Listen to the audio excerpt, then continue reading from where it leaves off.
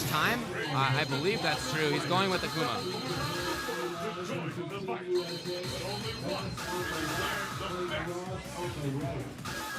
Actually, I think his name is supposed to be Boss. Boss? Boss, yes. Obviously, the announcers here calling him Bass as well. That's cool. All right.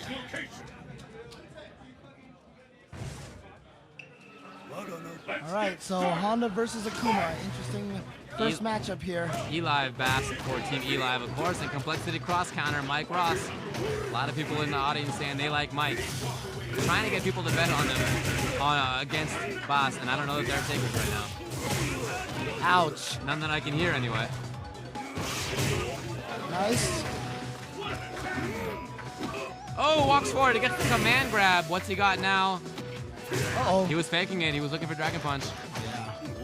Oh, wow. Walked back right out of the range, but didn't quite punish it.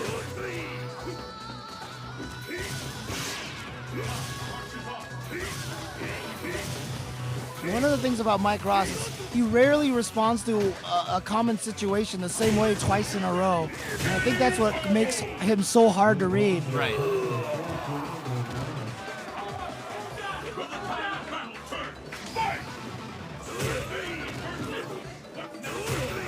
Oh man, Mike Ross with those headbutts. Yeah, and don't forget, Boss has been playing Street Fighter 4 for about 3 months right now. Oh, he didn't get the headbutt part of it. But anyway, he still has a giant advantage right now. Boss has yet to hit him. That could have been it. No, not quite. Opportunity here for Boss.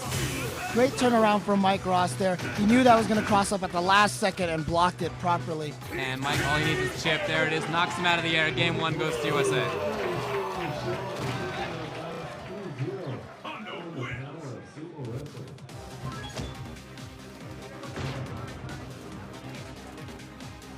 Who do they have next? They're deciding here.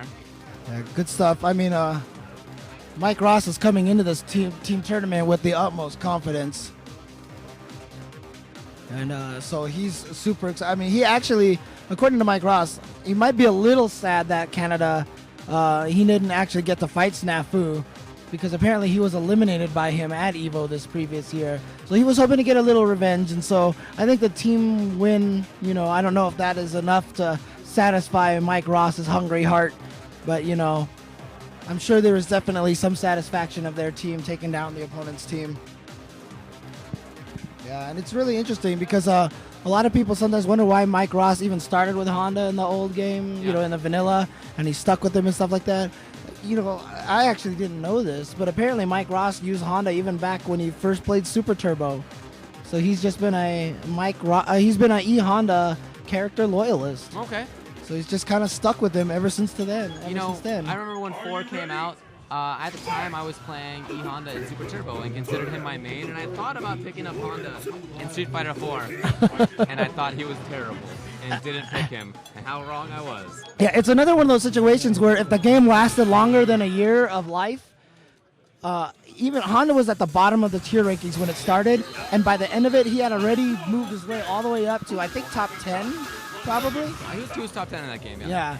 Well, of course, there's only 25 characters, which sounds silly saying top 10, but... Oh, yeah, I guess I'm just thinking of the arcade edition. Yeah. But he was a very strong character in that game, so towards the end, I think some of the Japanese Honda players were even saying he was like top 3 or something like that. Wow, okay, I don't know about that. Yeah. And this is one of his least favorite matches, Sagat. Oh, Mike hates this matchup so much.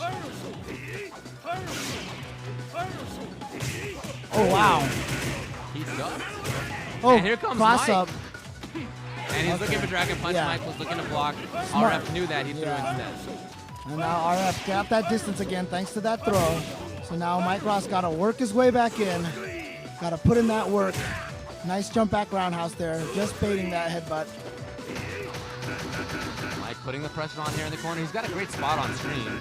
That's for sure. Oh, there we go. Oh, you know no! What? He specifically tried the backdash there. Did you see that? And he actually got punished at the end of his backdash, and he loses the round. Enough to kill him. And Mike Ross does not look happy because he read that. He read the uppercut, and he got hit anyway. Sagat's Tiger uppercut leaning surprisingly far forward. It's hard to avoid it and from a horizontal range. Mike trying the same thing. This time he thought there'd be a Dragon Punch again. This time again, RF gets the throw. Yep. And that might have been why Mike Ross was baited into backdashing the uppercut, because maybe he was worried about wake up regular throw. I'm sure many people at home right now shouting "I believe" at their computers, a phrase that has been associated with Mike Ross very strongly. Yeah, big fan favorite, this guy. Oh, wow. So smart with his normals. The way that he fights for the space in front of himself as Sagat, so strong. Every time he does that, EX headbutt, he's looking for a counter fireball, and he's just ready to ultra right through it. And I love the use of stand medium kicker from RF. It goes over stand roundhouse. Oh, he caught him. Oh! Finally, there was the uppercut. Mike Ross had baited it 2 previous times. This time he didn't think it was coming again, but there it was, RF reading it well. Yeah, the Perfect problem is read on the situation. he was close enough that even if he had blocked, the uppercut would have chipped him to death. He had to go for that command throw and count on RF not doing something. I think it was the only way that he was going to be able to win that, unless he tried to do a backdash, but last time the backdash didn't work. Right, that's right. So I think that's kind of what killed it from him.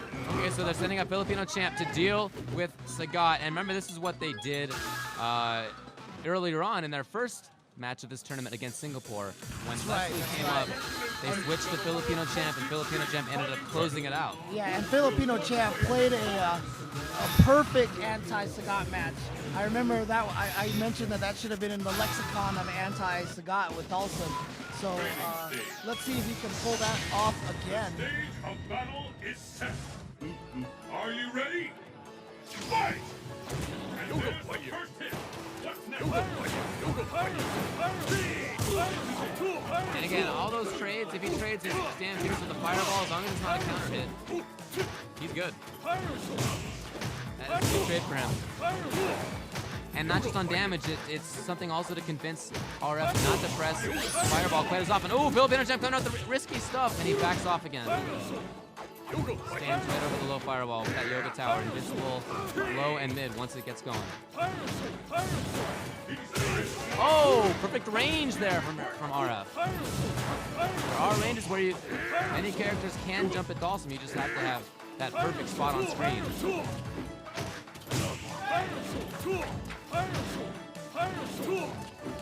Filipino champ knows how dangerous those fireballs are now. If he gets hit tagged by an EX fireball from full screen, that's going to be Ultra 2 there for RF. Why RF goes with that Ultra in this match.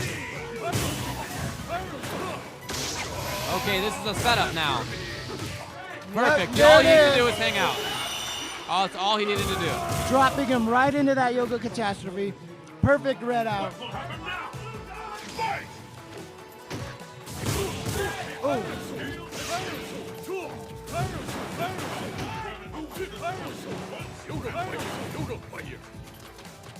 Filipino champ trying to push RF back in the corner. He got it relatively early last time. Excellent spot on screen.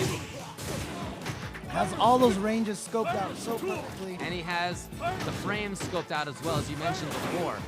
He knows exactly how many frames things have, and he bases a lot of his setups based on the frame count. Right.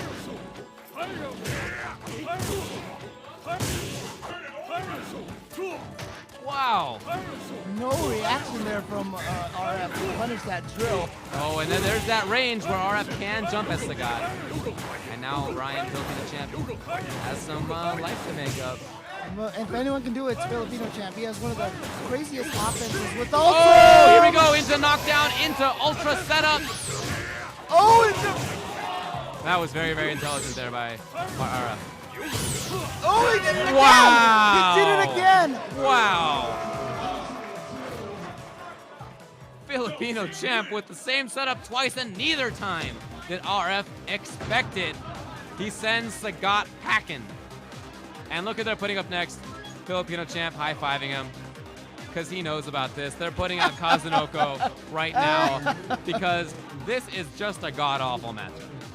Yun just blows through Dawson. Yeah, this is probably one of the matchups that Kazunoku said was 8-2 that Yes. no one will argue against. Exactly right. Because this really is a bad And matchup. Filipino champ knows it now. He has studied this matchup. It's not like he doesn't know it. He's had no choice. I mean, course. he's gonna have to deal with the Yun army. That's right, and he has, and I've seen him do okay in the past. I've seen him beat some good Yuns, but this is the Yun. This is #1 Yun probably in the world, and he's going to be facing off against a Dalsum in Filipino Champ. Now, Filipino Champ does have some unorthodox stuff to deal with this, and I like watching him in it, but it's just not a good matchup. And you know, to Filipino Champ's credit, he may be the best Dalsum in the world, but even that kind of a title, I don't think is going to do you any good in this matchup. We'll see. It's not going to be easy at all. So great selection by Team Japan E-Live to go with their heaviest hitter and with a player who has a character that just blows through Filipino champs. Perfect selection by Team E-Live. So if or when Kazunoku beats Filipino Champ, who do you think they're going to set up, Wolfclone or Justin? That's a good question. I know they both want to crack at him. But let's not talk about that yet. He's still working on perfect here. Filipino Champ going in, and the audience cheering him on very loudly here. Not close strong, only close strong combos into EX lunge, not far strong. Oh, nice escape there, but slow jump from Dalsum. Oh no. Looked like he was doing well earlier on. As soon as Yun got in, boom, that's the round. But that's the way Dalsum lives. He can do so good for like 80 seconds and then die in 5. And that is the lifestyle that you choose to live when you are a Dalsum player. Like if you're a Dalsum player and you keep someone out for that long and then die, if you're mad about that, you shouldn't be playing Dalsum. No, that's true. That is his character archetype. Oh wow, what great distancing on those trills. Wow, Filipino Champ is playing this match better than anything I think anyone could have ever imagined right now. Like I said, he is the best Dalsum in the world, potentially. Oh, he might land on it. Yes! Oh no, Filipino Champ didn't get it! Oh. It's good, it's all right. Oh wow, He started that off like a second before. Yeah. What a preemptive. He said he knew even if he dived, even if he dove, he would have fell into that. Yeah. So great distancing there from Filipino Champ. Oh wow, EX shoulder. And now you can hear the difference between the Japanese and the American chanting right here. Oh That's no, it. cross up. Not gonna die quite yet, but he gets real close here. Oh my gosh. And there it is. Great second round from Filipino Champ, but there's only so much you can do, and he kind of laughs about it. He knew what he was up against. And they're sending up Justin. They are not waiting. And we are experiencing an earthquake here in Canada. No, I'm just kidding. No, they are sending. They are sending All right, up. guys. Hold off on the camera there for a second. All right. They are sending up Justin Wong right away. They are not waiting. Justin wants Kazunoku. Right. You know, it's one of those situations where Wolfcrone was probably like, I'll go. And then Justin was like, no, let me go. You know, Right. it had to have been. I know Justin's probably been clamoring for this match for all weekend long.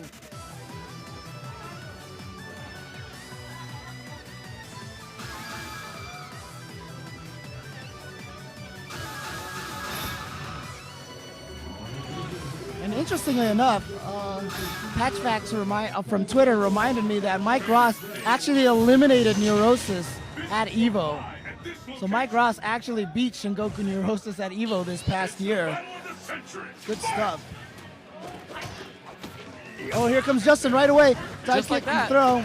Now I know Justin has some secret technology that maybe we didn't get to really see in the singles tournament. And let's see whether he brings that stuff out here. Nice avoidance of that lunge punch there.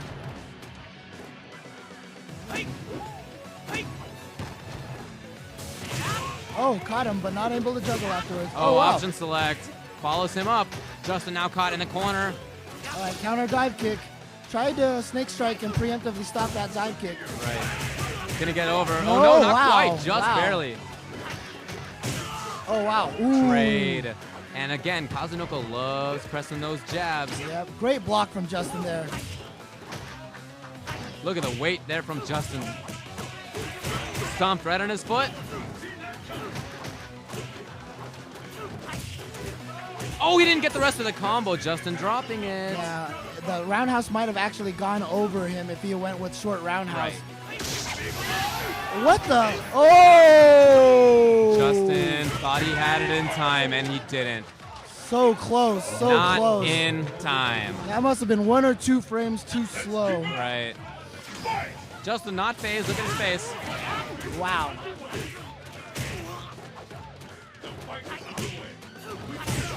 Oh, nice uppercut there. Kazunoko. Justin's got to stop backdashing him. He needs to believe that Kazunoko has option selects. Oh my gosh. Watch for a stun. No, Justin, will he bring it out? FADC Ultra. Oh no! Justin with execution errors all weekend long. Speaking of. Oh wow. Not going to miss it again. And Justin got his wish, but was eliminated pretty soundly by Shingoku Neurosis there. I'm sorry, by Kazunoko. My bad. Up next is E.G. Weintraub. Ari Flo is Gonna coming up send with Yang. Yun versus Yang.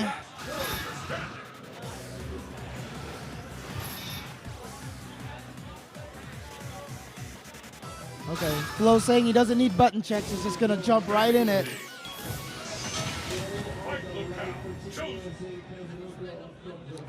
Kazunoko versus Flo. Yun versus Yang. Yin and Yang. Flo in the Yang in the blue. Oh, I guess they are doing button checks. Okay, okay.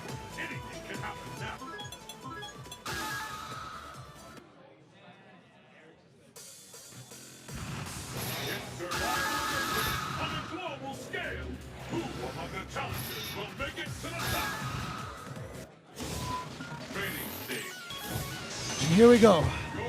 Can anyone defeat Kazunoko? They might actually be saving Wolfkrone as the anchor for this whole entire thing. Oh, they are actually. They are. Because this is the second to last player for Team right. USA.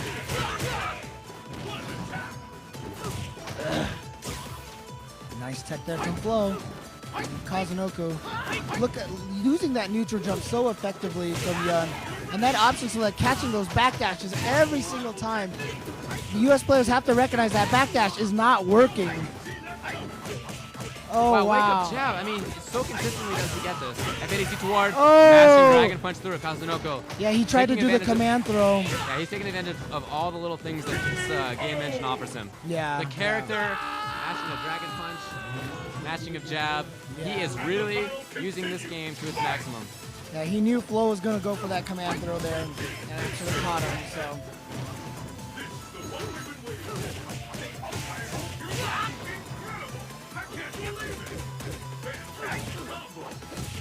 Oh, Flo had a chance. He's got another one now. Will he have ADC? No, he's going to keep it. And a stand strong might now kill Flo with the Ganation behind it. No, not quite. Oh, nice Flo. preemptive. Oh, no. That's going to be it. Yeah. It'll be Boom, all boom, boom. down to Wolfkrone. Boom. Kazunoko just putting on a show. He is so good. So on Wolfkrone's 21st birthday, here he is in Winners Finals up against Kazunoko, who's been putting on a show ever since he came in, beat Justin convincingly, beat Flo convincingly, beat Filipino champ convincingly, and now it's all down to Wolfkrone. And you have to remember, this is his birthday. That's right. So let's see if he can get his birthday wish today. But also recall, it's not even like Kazunoko was the last person on this team. You still got to go through MOV and King Debu afterward. So they have a nice lineup backing up this guy. Right, but the interesting part is I think Wolfkrone has a really good chance against both RF and King Debu. So I feel like if he can get past Kazunoko, I feel like there is a good chance that Wolfkrone could actually take this.